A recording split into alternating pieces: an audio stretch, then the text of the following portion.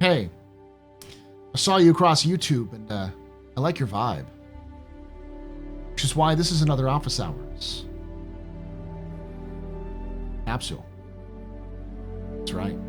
Another small section of my Office Hours live stream where I talk about Star Citizen lore, news, and more on my channel, TheAstroPub Live, or on YouTube at TheAstroPub on 8 p.m. Eastern, 5 p.m. Pacific on Thursdays. Would love to have you come join us live. Yeah, we've been having some audio issues, so hopefully this works a little bit.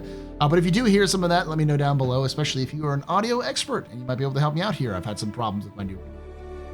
Now, I don't always do reactions to Inside Star Citizen because I find that reaction content is just not my style. So when I say I'm going to be doing this reaction, why I'm doing this reaction is because I have been a vocal advocate and critic of CIG's communications and how they speak to us as a community.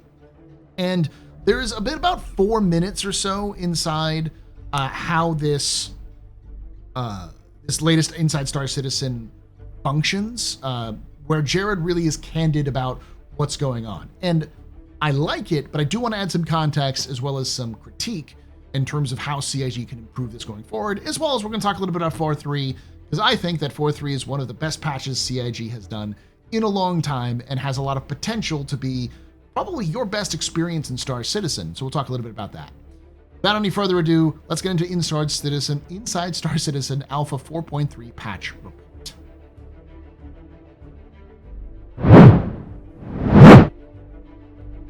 I'm here. We got one take. Let's talk about the elevator in the room. Now, up until this point, freight elevators were mostly used in single-player, short-term environments like personal hangars.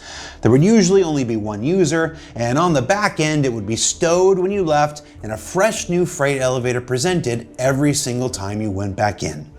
Now, while certainly not perfect, these tended to operate better than the ones out in the wilderness at, say, outposts, which, like many other things in the verse, tended to compound their issues over time the longer they were left to run.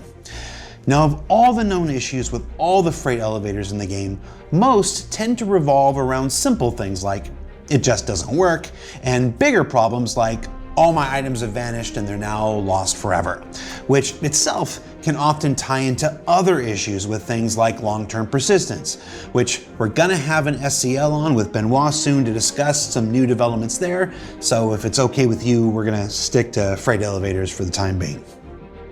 Now at this point, I'm not really telling you anything that most active players don't already know, but it's important to note that these issues have been egregious enough that we'd already started a directed repair initiative months ago.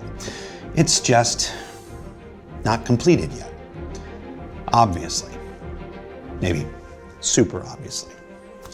As with transit, when working these issues, we try really hard to avoid what are known as hack fixes and focus instead on trying to uncover what is ultimately the root cause that will create all this instability underneath. And that process can often seem like absolutely nothing is happening for days or even weeks at a time. He's right. And that's one of the reasons why I always do the monthly reports. So I always read through the entirety of the monthly reports because often stuff that comes into the game road is stuff that is being worked on in the monthly reports. And I know that the Star Citizen community is very video focused, where if they have to see something or tangibly touch it in order for it to exist. But I think that's a little bit of a holdover from CIG of the past. In the last 2 years or so, generally speaking, if CIG is talking about it, they're working on it, and we usually see it within 6 to 9 months of it being discussed in the monthly report. Thus, as a result, there is some information there. It's just players tend to not get that because most players don't bother to read the monthly reports.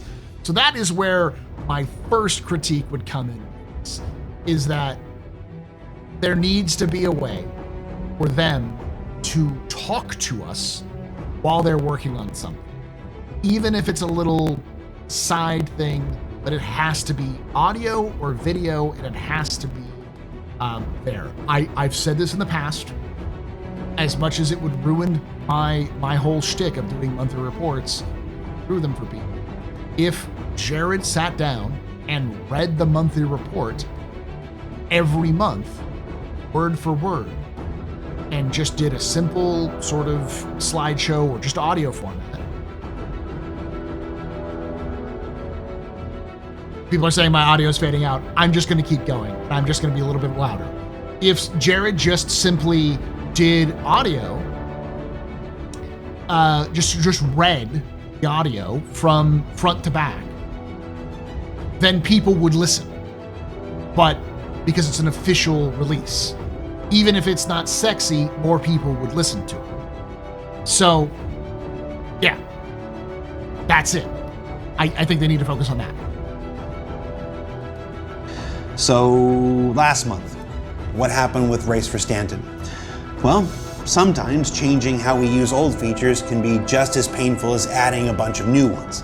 With a higher concurrency in daily active users than any patch this year, large numbers of players were driven from their private freight elevators in their personal hangars to the more troublesome ones out in the PU. Statistically rare states became common, and less common issues became fertilized and grew into bigger, unavoidable ones.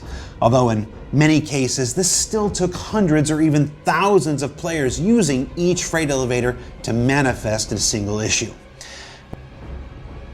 Jared, stop gaslighting people. This is a lie.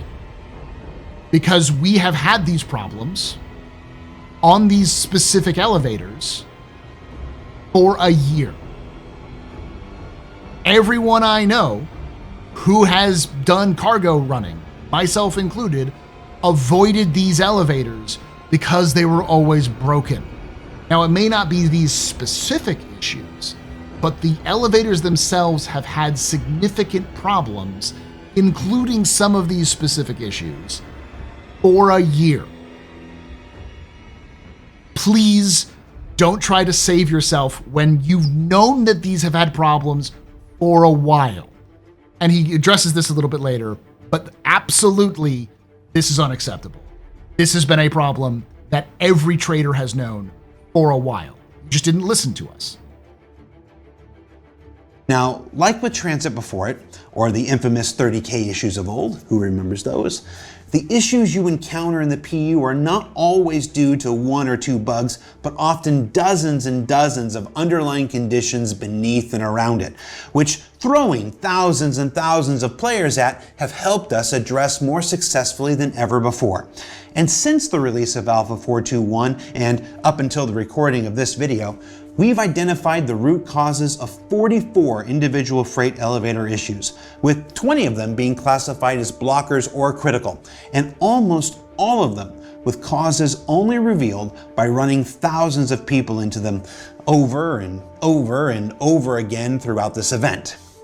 Now, in a phrase that should be very familiar to our software engineer enthusiasts out there, as we work to fix each issue we encountered, the resolution would often reveal another lying in wait underneath.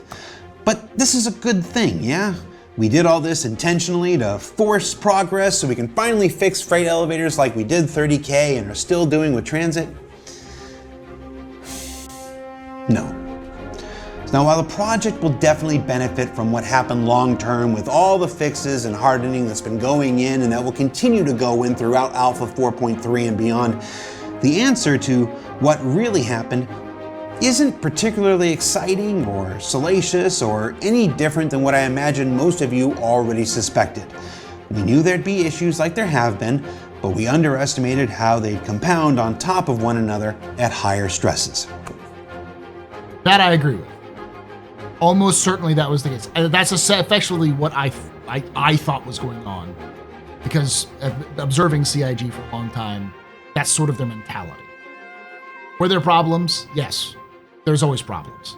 And QA probably caught most of these problems, but they couldn't replicate them entirely. CIG has a specific problem that they often encounter where internally it works fine, but then they push it out to wider audience and things break. Most of that time, it's specifically concurrency. So like how much things work. So they obviously knew that there was going to be problems, but they didn't know what specific issues were happening. And they have fixed some of those issues, which is fine. And I'm glad that they addressed that this wasn't just some sort of, we knew it would break, we're throwing it out there intentionally to break, because that would ruin their reputation, which I've constantly said is don't do that. Try to fix it as much as possible, but things are going to happen. The critique would be, if you know there's going to be problems, don't do it. Just don't do it. Use something else. Do something else that you know is less likely to break. Even if it's cool, it doesn't mean it's worth it. You know? Just do the thing that works. I've seen a lot of suggestions for things like distribution centers and even stations. You know, like the L-point stations, right? Those have been fine. At least more options, even if you needed to test them. It's been a sometimes frustrating process for everyone on both sides of the project. But at the same time, we're super proud of the content and cadence we've achieved this year, and of the strides all of our teams are making to make this the most compelling year of Star Citizen gameplay yet. For every single step backwards, I truly believe we're taking multiple strides forward, and the overall improvements to the experience along the way are what keep many of us motivated to continue going month after month. And with this new Onyx Facilities content drop being spread out over multiple releases, we're going to continue taking the time to improve existing experiences along the way. And to that end, as some of you probably have already heard, it was in the loading screen and whatnot, we're also going to go ahead and extend the Race for Stanton missions while we continue to work on freight elevators throughout Alpha 4.3. It'll mean another month for folks to try to dethrone Hurston from the lead they hit so very early, for you to earn any of the individual rewards that are still outstanding, and for us to continue beating on freight elevators about the head and neck with the proverbial pipe along the way. And all while you continue your exploration of ASD's latest malpractices. And speaking of which, we've also made the decision to keep relatively quiet on Onyx Facilities and ISC and beyond. We do this to better let you investigate and discover things for yourself. But that doesn't mean there isn't more that August has to offer. So let's go ahead and use our remaining time this week to explore the other aspects of this new release in Patch Report Alpha 4.3. Before we get into it, it's about half the video. But the stuff that he was talking about specifically with them extending this, they had to do it. It's a good call. And as much as I am harsh on them for sort of trying to say, you know, oh, well, like, we thought this was going to work, and like, we had no idea, and it's clear they did, or they just weren't listening. The rest of this is a good way of doing it. I am glad that they are communicating this way. And I think most people are as well. I'm glad that they addressed the issue, because I think CIG even realized that, oh, when we do PvE content, people show up. It's almost like the majority of the community enjoys PvE, and specifically non-combat PvE. Funny that. So the things that I hope CIG has learned is more of this, but also please stop relying on things that you know are broken if you are doing a big event. And if you can't rely on them, just don't do that event. Do something else. Sandbox events are fine. We'll talk about 4.3 a little bit when we talk about Onyx, but Onyx is a great addition. Some of the best experiences I've had in Star Citizen, which is great. And month to month, they have hit a cadence, which is good. I think CIG has learned and has improved significantly since the beginning of this year. And I'm looking forward to what they do in the future. But, you know, as always, they can always tighten up the communication here. I disagree with the idea that CIG never communicates. They do much better than 90% of the gaming community out there. And there really aren't companies the size that CIG is that does that. They are a bunch of nerds who really are excited about Star Citizen. That's really what they're focused on. But you know. All right, with that, let's continue.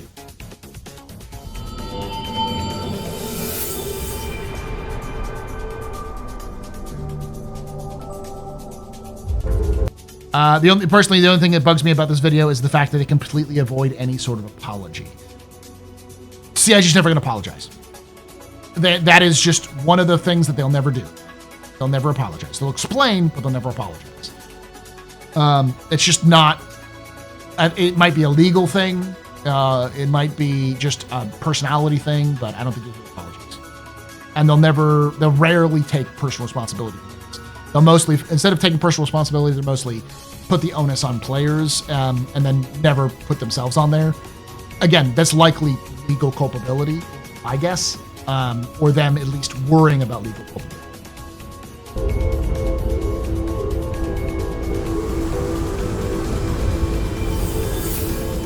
For several years now, we've had these ground storms with rain and snow and whatnot, and those are sticking around for a while yet. But in Alpha 4.2, we continued to get our feet wet with the first iteration of dynamic rain. And now, 2 months later, in this release, we're continuing our climate campaign with the nascent version of dynamic snow, which leverages the same system to sleet the skies wherever the surrounding situation is sound. Sorry. It's a small thing to let us avoid rain falling on snowy areas, but these incipient iterations will continue to develop both in gameplay and in its sights and sounds over subsequent releases. Looks good. And meanwhile, in things you can wear and hold, almost every patch this year has had a new armor and weapon to discover. And in August, you'll find the new Specialist Light Stealth Armor. There are a few different variations floating around, including a neat ASD one, and this one from Wicklow. It's an interesting visor, but it does beg the question, with the blast shield down, how can I even see? How am I supposed to fight? To which the answer is, I probably shouldn't quote Star Wars. Also, sword, they have it in the game. They haven't released it yet, I don't think. That's the same samurai swords they have in at Wicklow, but I don't think it's usable, sadly. How am I supposed to fight?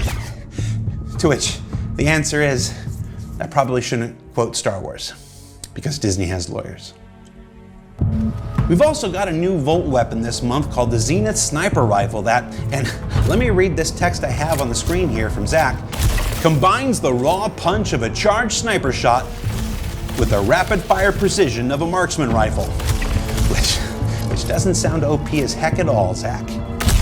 Now, there are some notes here about how loud it'll be and how important managing heat is, because if you don't, it becomes essentially inoperable, like me. And it's the latest in this year's line of Volt weapons, and like all the others before it, you can be the judge if its advantages are worth the trade-offs. Also, hangar respawning returns. Now, it's a small thing, but the ability to spawn directly into your personal hangar and get back into the fray should be a welcome one for anyone that's played the game for a while. Personal hangars are slowly becoming our first true homes in the verse, and this is yet another step in the right direction. Also another step in the right direction, spawning ground vehicles from the freight elevators, which is not coming in Alpha 4.3, but I've got a platform and I'm gonna use it to say everybody wants it, Benoit, and we're gonna find time to prioritize it for the schedule. Please, everybody wants it. Everybody wants that, CIG. Please. After more fixes in the next couple months first. Let's move on. I'm not a fan of hangar spawning. I don't want to. I don't want to be forced to that. I wish I had my choice. The main purpose of that is because they've even said this, that this is the first step in them working their way towards, so that when you log out, you log back in where you were without logging, without going to like a bed and logging out. They want you to be able to come back in within reason. So that's them testing it out. So you think of it as an alpha. The whole concept of that is it's an alpha to design to make sure it can function. So yeah, it's a stepping stone on that direction. On to virtual currencies. Now this year we introduced Wicklow, the collector, and his emporium of esoteric effects. Not the actual name. And over the last couple months, we've seen vehicles new and old get added to his inventory as variants with unique paints and components. And that's great. Or at least it was once we killed the RNG thing. Yay! No more RNG! But what about the various ship shops in the verse? Where's my Golem, the Fortune, the Guardians?